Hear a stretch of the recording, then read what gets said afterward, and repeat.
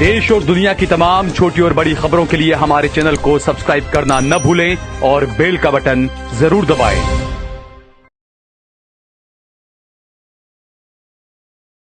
नमस्कार दोस्तों, स्वागत है आपका देश लाइव में और आपके साथ मैं हूं आशिमा त्यागी। और आज एक बार फिर से बिहार की सियासत को लेकर हम चर्चा करेंगे, क्योंकि इस वक्त जैसे जैसे हर दिन गुजर रहा है वैसे वैसे बिहार की सियासत गर्माती जा रही है। बिहार की सियासत एक बार फिर जो है उस पुराने सवाल के इर्द गिर्द घूम रही है, जिसकी वजह से आज हम चर्चा करने आए हैं। दरअसल मुसलमानों का वोट सबको चाहिए दोस्तों, लेकिन मुसलमानों को टिकट कोई देना नहीं चाहता।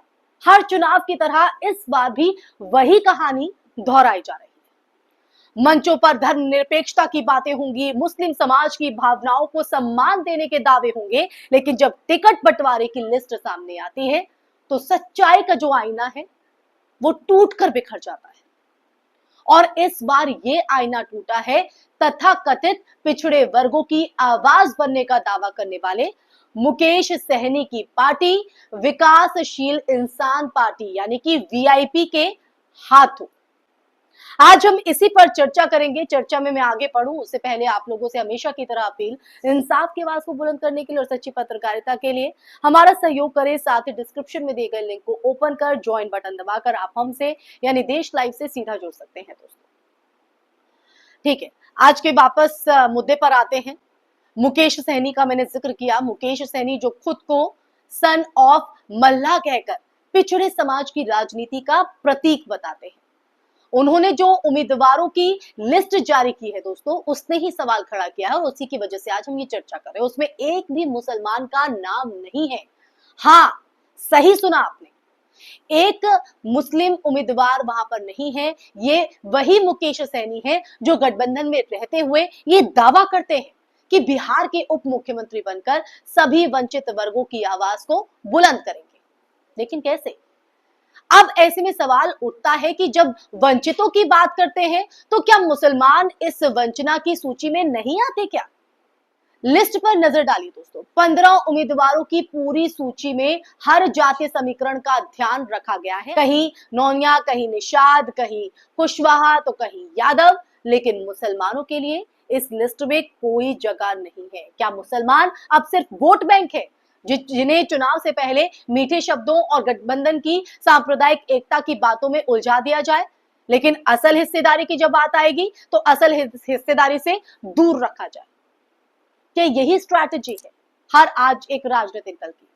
अब आइए जरा उन विधानसभा क्षेत्रों की को भी देख लेते हैं जहां से वीआईपी के उम्मीदवार चुनाव लड़ रहे हैं। आंकड़े खुद गवाही दे रहे हैं दोस्तों कि इन सीटों पर मुस्लिम वोटों की जो आबादी है वो निर्णायक है। गौरबोरा में 24%, दरभंगा में 23%, आलमनगर में 12%, औरई में 17%, बरूराज में 14%, लीरिया में 16%, सुगौली में 23%, सिक्टी में तो 32 तक जो है ये प्रतिशत है। यानी जिन सीटों की सहनी के उम्मीदवार मैदान में हैं, जिन सीटों पर महज मुसलमान वोटर किंग मेकर है, फिर भी पार्टी में एक भी मुस्लिम उम्मीदवार नहीं है। ये फैसला सिर्फ राजनीतिक नहीं बल्कि मानसिकता का भी आईना है। मानसिकता का इसलिए क्योंकि वीआईपी के गठबंधन वाले साथी दल जो है वो ये जानते हैं कि सहनी की पार्टी के पास कोई ठोस वोट बैंक नहीं है। निषाद समाज का प्रतिनिधित्व करने का दावा करने के बावजूद हकीकत अगर सच्चाई की बात करें तो वो ये है कि निषाद वोट किसी एक झंडे के नीचे नहीं जाते, लेकिन गठबंधन में इस पार्टी को इसलिए रखा जाता है ताकि ये मुस्लिम वोटों के सहारे कुछ सीटें जो है वो खींच सके। ये गठबंधन की कूटनीतिक राजनीति है दोस्तों, जहां सीटें जातीय गणित से तय होती हैं, इंसाफ या प्रतिनिधित्व से नहीं। समझ रहे हैं आप? और यही असली विडंबना है, यही सोचने है, यही चर्चा का विषय हो जाता है दोस्तों। विडंबना ये कि वो वही मुस्लिम समाज जो बीजेपी को रोकने के नाम पर बार बार गठबंधन का समर्थन करता है, वही सबसे ज्यादा हाशिए पर रखा जाता है। बीजेपी को हराना अगर एकमात्र एजेंडा है तो फिर उसके नाम पर मुसलमानों को सिर्फ वोटर तक सीमित क्यों कर दिया गया है? ये सवाल मेरा सबसे है। आम जनता से भी है और उन सत्ताधारियों से भी है। उनके पास बोलने का अधिकार क्यों नहीं है? नेतृत्व का हिस्सा क्यों नहीं है? क्या वो सिर्फ वोटर्स बनकर रह जाए? मुकेश सहनी जैसे नेता इस बात का फायदा उठाते हैं, लेकिन असल में ये सेकुलरिज्म जो है वो अब सिर्फ एक चुनावी जुमला बन चुका है, जहां मंच पर अल्पसंख्यकों की बातें होती तो जरूर है और बंद कमरे में जो टिकट वितरण की राजनीति जाति और वोट बैंक के हिसाब से तय की जाती है, यानी वहां पर अल्पसंख्यकों का कोई नंबर गेम नहीं है। ये पूरी कहानी सिर्फ वीआईपी की नहीं है, यानी एक दल की नहीं है, बल्कि उस बीमार राजनीतिक सोच भी की है जिसने मुसलमानों को भारत की राजनीति में हमेशा देने वाला पर कभी पाने वाला नहीं बना दिया है। और जब कोई मुस्लिम चेहरा इस व्यवस्था से सवाल उठाता है तो उसे या तो धार्मिक कार्ड खेलने वाला बताया जाता है या फिर कट्टरपंथी। सच्चाई आपके सामने है दोस्तों, क्योंकि अब अगर यहाँ पर सवाल की बात करें तो सवाल ये नहीं है कि मुकेश सहनी ने मुस्लिम उम्मीदवार क्यों नहीं दिया। सवाल ये है कि हर सेक्युलर पार्टी को, हर सेक्युलर दल को ये अधिकार आखिर किसने दिया कि वो मुस्लिम वोटों को अपनी निजी मिल्कियत समझे? जब लोकतंत्र में हर समुदाय की हिस्सेदारी की बात होती है तो सबसे बड़ा वंचित समुदाय राजनीति में प्रतिनिधित्व से क्यों वंचित है? ये सवाल उठता है दोस्तों, आपके जहन में क्या है? इस सवाल का जवाब आप किस तरह से देखते हैं? क्योंकि बिहार की जमीन पर अगर आप देखें तो ये सवाल हर उस मुस्लिम वोटर से पूछा जाना चाहिए जो बार बार गठबंधन की जीत के लिए वोट डालता है, अपना भरोसा देता है, अपने मत का इस्तेमाल कर उन्हें जिताता है, लेकिन कभी अपने समुदाय के प्रतिनिधि को विधानसभा में नहीं देख पाता।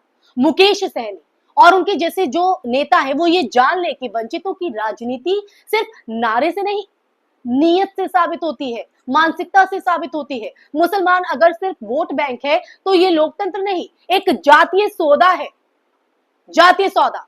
और अगर वास्तव में समानता और न्याय की राजनीति करनी है तो टिकट वितरण की लिस्ट में भी वो बराबरी जो है वो दिखाई देनी चाहिए जो वीआईपी की इस लिस्ट में नहीं है, जो मंचों पर शब्दों में दिखाई जाती है। वरना ये सियासत सिर्फ वही पुराना खेल है, मुसलमानों का वोट ले लो मगर उनकी आवाज को हाशिए पर रख दो। यही तो हो रहा। मंच पर बड़े बड़े वादे, हम आपके साथ खड़े हैं, अल्पसंख्यकों के साथ खड़े हैं, उनके अधिकारों से उन्हें वंचित नहीं होने दिया जाएगा, लेकिन जब ऐसी लिस्ट सामने आती है, उस लिस्ट में जब उनका नाम नहीं होता तो वो तो वहीं से वंचित शुरू हो जाते हैं। तो सच्चाई को समझना होगा दोस्तों। इसी के साथ इस चर्चा में फिलहाल के लिए इतना ही, लेकिन इस चर्चा को सुनने के बाद, ये सच जान लेने के बाद आपके जहन में क्या विचार है? आपके जहन में बिहार की सियासत को लेकर क्या राय है और अल्पसंख्यकों को किस तरह से वंचित ना होने दिया जाए, उनका हक उनको मिल सके, वो अपनी आवाज को बुलंद कर सके, उसके लिए आप क्या अपनी राय साझा करना चाहेंगे? कमेंट बॉक्स में कमेंट करके जरूर बताइएगा। चर्चा आपको कैसी लगी वो भी बताइएगा दोस्तों। साथ ही साथ इस वीडियो को ज्यादा से ज्यादा शेयर भी कीजिएगा ताकि सच हर एक व्यक्ति, देश के हर एक नागरिक तक पहुंचे। और ये जो इस वक्त राजनीतिक दौर चल रहा है, सिर्फ अपनी सहूलियत के लिए राजनीतिक दलों की तरफ से, ये सच हर नागरिक, हर व्यक्ति जान सके ताकि वो जब चुनाव आए तो अपना फैसला आसानी से ले सके। साथ ही साथ हमारे चैनल को सब्सक्राइब भी कीजिएगा, इन देश लाइव को सब्सक्राइब भी कीजिएगा ताकि देश लाइव आपके लिए ऐसे ही मुद्दे लेकर आता रहे, आपकी आवाज को यूं ही बुलंद करता रहे। इसी के साथ आप लोगों से इजाजत लेना चाहूंगी, फिर हाजिर होंगे लेकिन ऐसे ही विषय के साथ। तब तक के लिए अपना ख्याल रखिए। जय हिंद, जय भारत, नमस्कार।